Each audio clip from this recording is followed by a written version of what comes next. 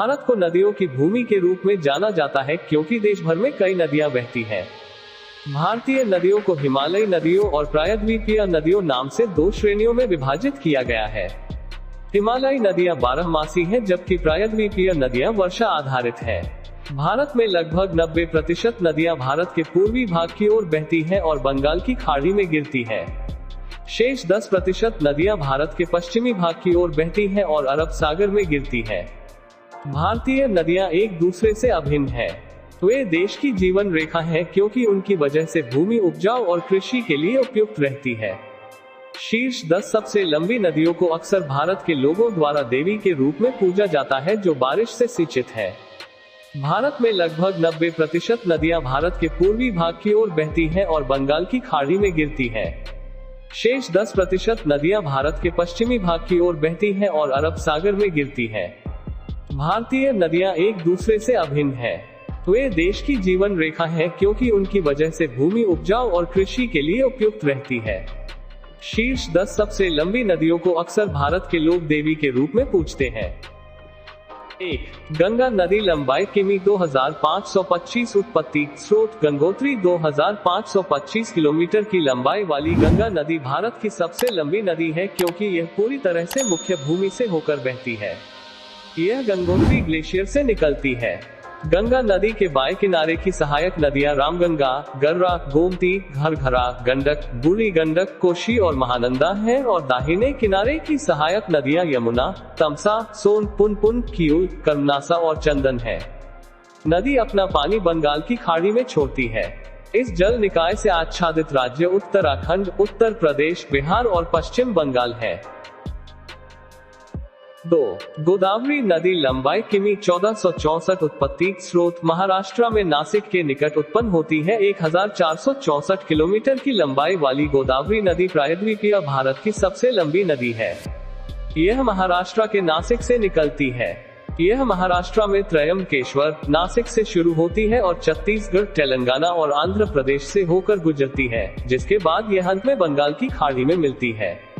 गोदावरी के बाएं किनारे की सहायक नदियां बाणगंगा, कदवा, शिवना और पूर्णा हैं और दाहिने किनारे की सहायक नदियां निसर्दी, दरना और प्रवरा हैं। नदी स्वयं को बंगाल की खाड़ी में विसर्जित करती है। 3.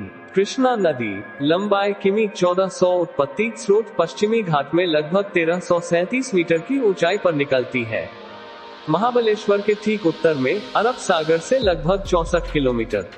1400 किलोमीटर की लंबाई वाली कृष्णा नदी अरब सागर से लगभग 64 किलोमीटर दूर समुद्र तल से लगभग 1337 मीटर की ऊंचाई पर पश्चिमी घाट से निकलती है।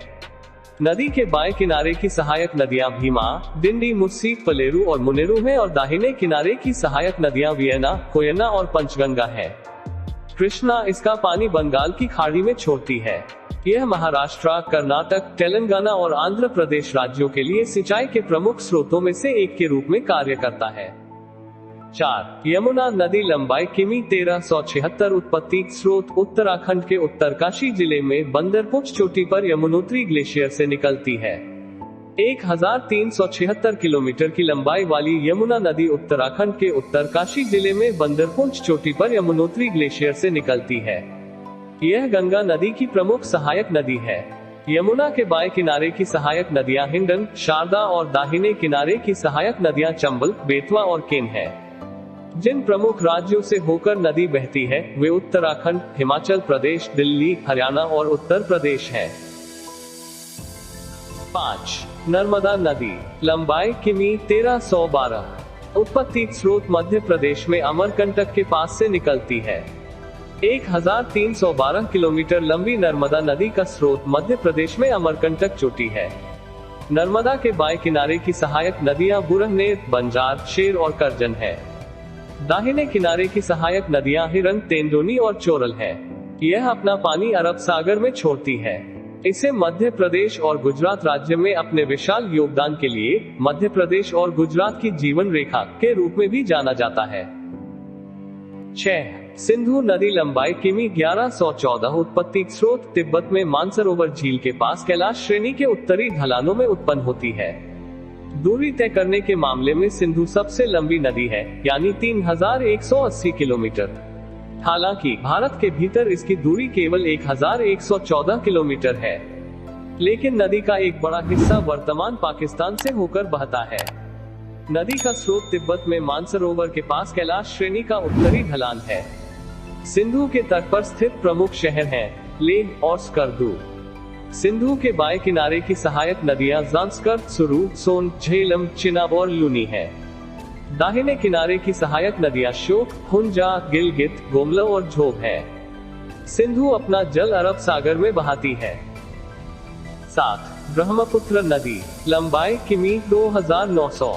उत्पत्ति स्रोत हिमालय की कैलाश पर्वतमाला से निकलती है। ब्रह्मपुत्र नदी, जिसकी लंबाई 2900 किलोमीटर है, तिब्बत में हिमालय की कैलाश पर्वतमाला से निकलती है।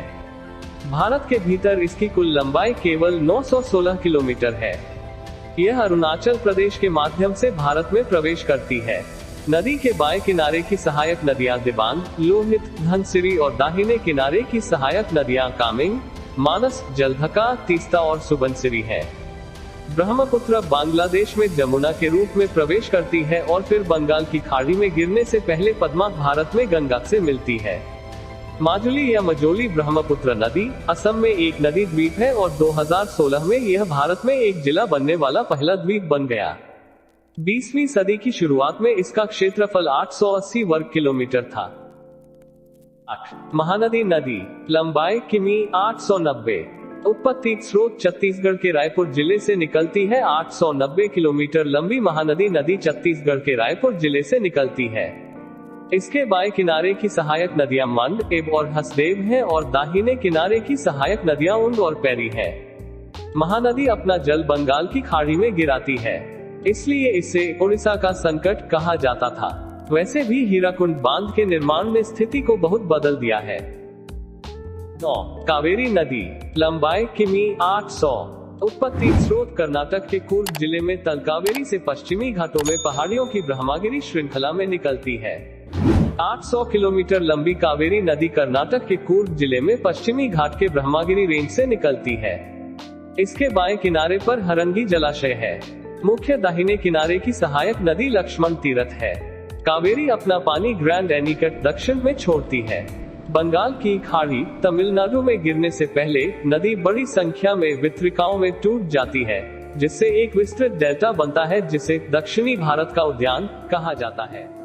10. तापी नदी, लंबाई किमी 724।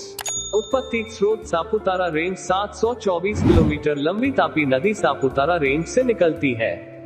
इसकी सहायक नदियां पूर्णा और गिरना है। यह अपना जल खंभात की खाड़ी अरब सागर में छोड़ती है। यह मध्य प्रदेश, महाराष्ट्र और गुजरात से होकर गुजरती है और इसकी 6 सहायक नदियां हैं। अगर आपको यह वीडियो पसंद आया हो तो इस वीडियो को लाइक और सब्सक्राइब कर देना।